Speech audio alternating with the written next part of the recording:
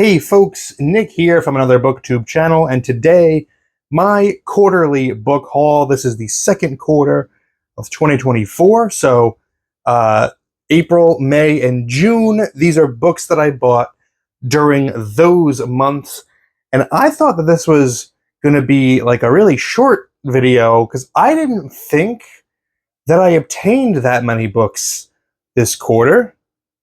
As it turns out, I did. Nothing like an insane, but definitely more than I thought. A lot of graphic novels, a lot more graphic novels than I thought as well. So let's go ahead. We'll dive into this. We'll show you what I purchased in this quarter. We'll do two off the bat here. Two Darcy Coates books. This is The Haunting of Rookwood House and Craven Manor. I have read only one of Darcy Coates's haunted house books before. I've read a few of her books now, From Below, The Whispering Dead, Where They Can't Find You. I really like her work, and she seems to be known for doing haunted house stuff specifically. Like she's got so many that are just like The Haunting of Ashburn House, The Haunting of Blackwood House, The House Next Door, Haunting of Rookwood House, Carrow Haunt. So like, I'm curious because if you're fitting that niche of haunted houses, how are you making them like different enough to justify each of their individual existences? So I'm excited to see what she does to make these hauntings unique. I think, I'm optimistic because I've liked everything I've read from her so far. But yeah, just like how many different ways can you do a haunted house? I'm curious. I've also got a few Robert McCammon books. I'm trying to still get through his backlog. The Wolf's Hour, The Night Boat, Bethany's Sin, and Stinger. So Stinger is the only one of these that I've read already. I put a full review of this up. I was in the wrong headspace for this. I wasn't in the mood for an alien book. I was in a reading slump. And it really affected my ability to enjoy this. I think this was a really well-written book, but I just wasn't in the right frame of mind for it. So maybe one day down the line, I'll give it another shot. The Wolf's Hour, I'm very interested in. It appears to be a werewolf that fights Nazis. That is a lot of things that interests me. Well, they're two things, really, and both of them interest me. So I'm pretty optimistic about this one. I do not know anything about Bethany's Sin. I haven't even read the back of it. And The Night Boat, I think, is also something about Nazis and fighting them. I think it's a cursed U-boat. A Nazi ghost ship rises from beyond the grave. That's all right. Let's do it. That's cool. I bought this set because I really like. I can't hold all four of them. I'm sorry. But I like that they all have the same, like, they're from the same set, like the cover design, all like the triangle pattern of just like the text that points upward towards the image in the center. They all have like the moon in some capacity or something behind the image, you know? I really like whoever did the graphic design of that collection of Robert McCammon books. I hope they got paid. They deserve to have gotten paid. It's a great looking set. Some comics, let's see, The Closet by James Tynion IV and Gavin Fullerton. I also put a full review of this up on the channel. I enjoyed this quite a bit. Wasn't what I expected. Wasn't really about a monster in the closet the way I expected it to be. Much more so about generational trauma, which, you know, maybe that's not for everybody. That's understandable. I get it. But I liked it a lot. I highly recommend it. I got a new bookshelf. It's coming in handy. I'm going to use it to put some stuff down on. I wonder why I needed a new bookshelf. What could possibly have happened that required me to get more bookshelf space? It's not like I have like a lot of books that I just obtain without even realizing it. Another comic, Persepolis. This is Volume 1, The Story of a Childhood. I just finished reading this the other day. I liked it a lot. Similar to Mouse in that it is a black and white comic that tells a biographical story about something terrible. In this case, the author Marjan Satrapi. This is her autobiography as a child growing up in Iran during the Islamic Revolution, and just being a part of a left-leaning family trying to uh, enjoy a normal life while also trying to avoid being arrested and executed for like listening to music. Really deep stuff. I'm gonna start the second volume soon, maybe today. Who knows? That one is about her. I guess she's a little bit older. The events after that one. City of Glass. Back to novels. City of Glass by Paul Auster. I don't really know anything about it. The reason I picked this up, it was just a coincidence. I was at my comic book shop, my local store, and I had seen a graphic novel edition of this by David Mazzucchelli doing the artwork for it, and caught my eye because David Mazzucchelli is amazing. So it was on my radar. I didn't pick it up that day, but then like that same weekend, within a couple days, I found this at a used bookstore, and I saw, oh, City of Glass, Paul Auster. That's the one that David Mazzucchelli did. So I thought, okay, let me read this novel, and then I'll read the graphic novel, and I'll see both. That was my thinking there. Just coincidence. Don't know what it's about. I think it's a crime mystery. I think it's a mystery. Mystery set in New York. I'm in New York. I'm a bit of a mystery too. I have a lot in common with this book. The Woman in Black by Susan Hill, Daniel Radcliffe edition.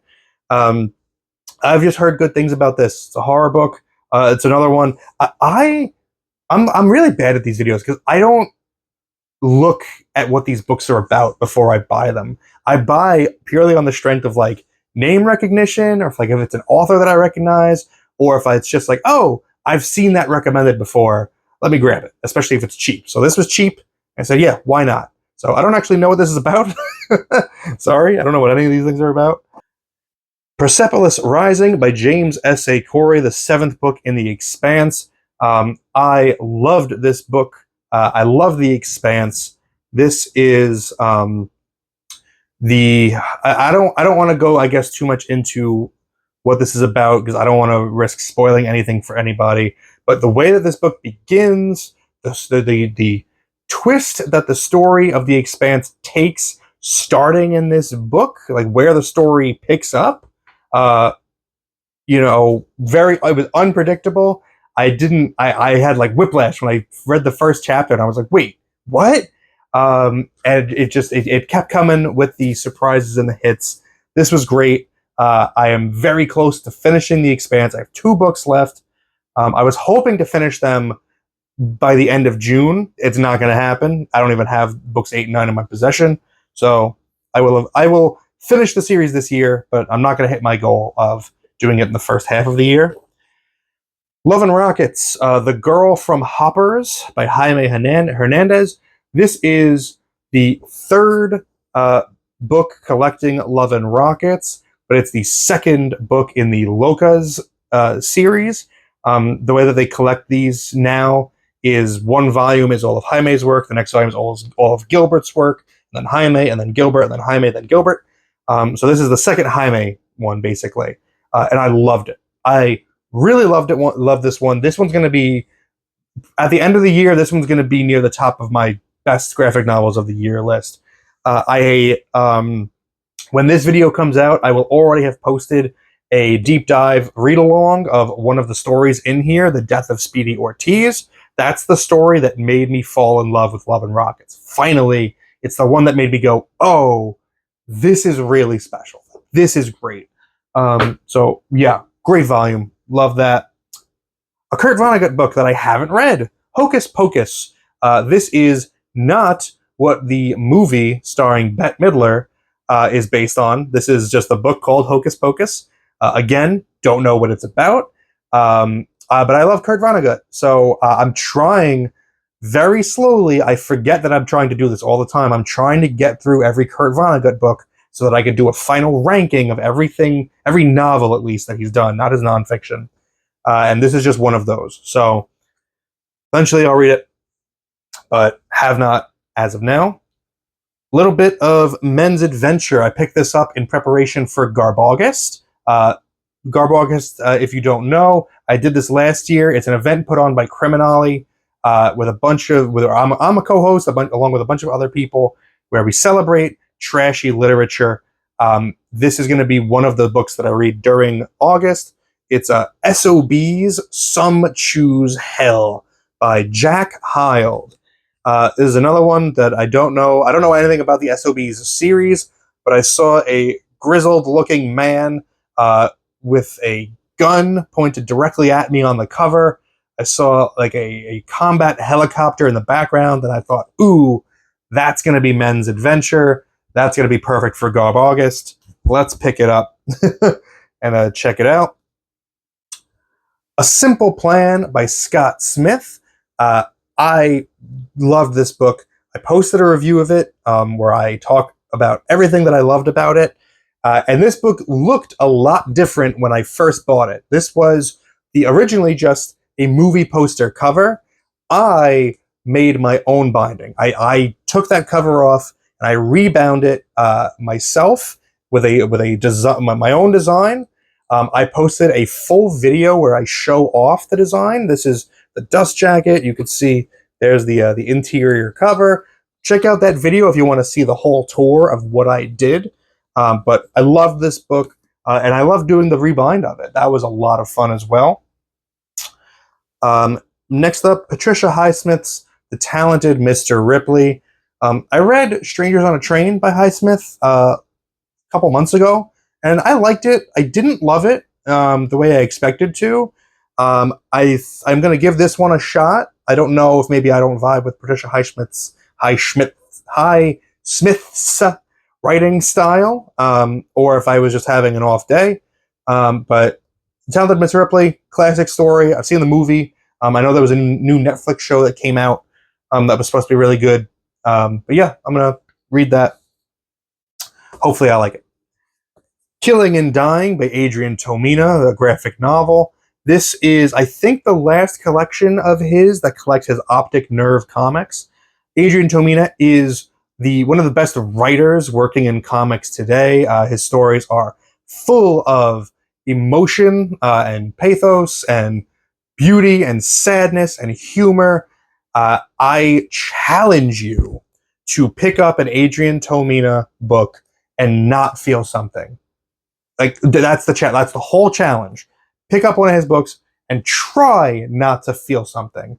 I dare you. It's not going to work because they're incredible. Flicker by Theodore Roshak. This was a Criminali recommendation.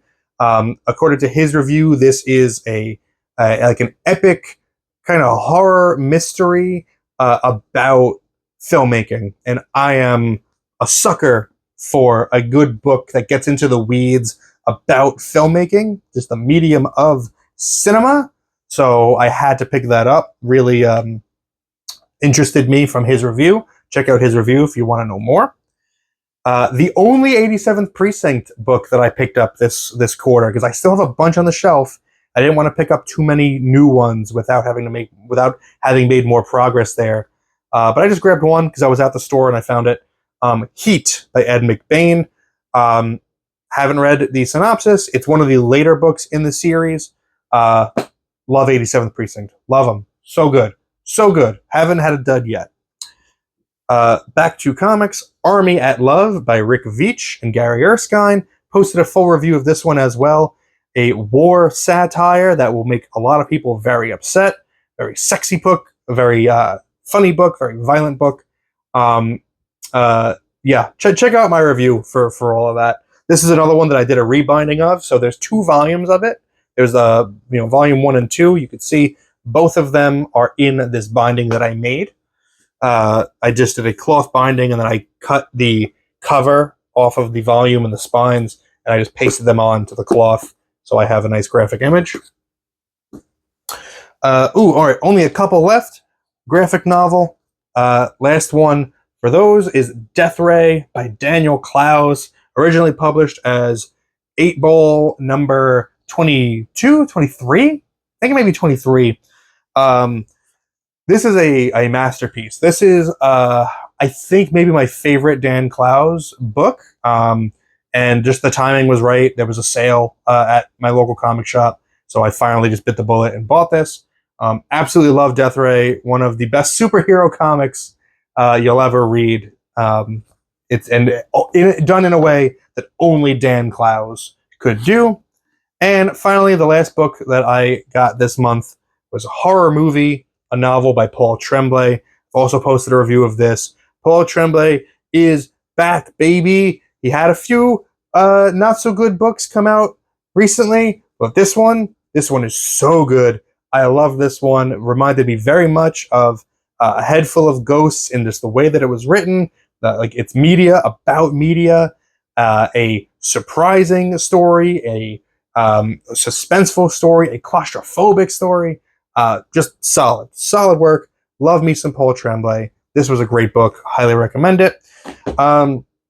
So what else have I done this quarter? So I've also sort of obtained a bunch of other books, and I've kind of shown you a few examples of books that I've bound myself. So they're not things that I've purchased, but they are hardcover books that didn't exist that now exist because I made them exist. I bound my own copies of books. So I'll show you a couple of those as well. This is a project that I just finished this morning, actually. This is the complete collection of Booster Gold by Dan Jurgens, the original series from the 80s. This is Booster Gold number 1 through 25, bound in a nice hardcover. It's beautiful. I'm really proud of how this one came out. It's the thickest book that I've made so far. I love the way that the spine looks. The cover is great. Just really happy completely with how this came out. What else have I made? I did a Catwoman When in Rome, where I for the covers for this one I used some of the original art from Tim Sale. This collects the entire 1 through 6 set. Challenges of the Unknown. This is another one. This one I challenged myself to play with a picture window cover. So there's a big hole in it, and when you open it up, you get the full picture of the end paper within there. So this collects Challenges of the Unknown 1 through 8 by Jeff Loeb and Tim Sale. What else? I think I did this quarter, actually. Both of these. I did all of these this quarter. I'll only show a few. But US 1, this is the complete set of the notorious Marvel series that really sucks. But I just thought it would be a cool idea to have a complete collection of it. And Batman Year One by Frank Miller and David Mazzucchelli. This is a collection I did where I really tried to pull out all the stops for it. And I'm really happy how this one came out. I posted a full video a few months ago where I show the process from beginning to end on how I made this. I highly recommend checking that out. You'll be surprised at how accessible the hobby is. I would love to see other people get into binding their own books because it's a lot of fun and it's a lot easier than you think. So yeah, there you go. That is my book haul for the quarter. Well, I won't just go in. There we go. Let me know if there's anything in here that caught your eye, anything that interests you, anything that you recommend me reading as soon as possible. And let me know what you got this month. I'm curious. Thank you very much for spending some time with me today. But now it's time to get back to reading.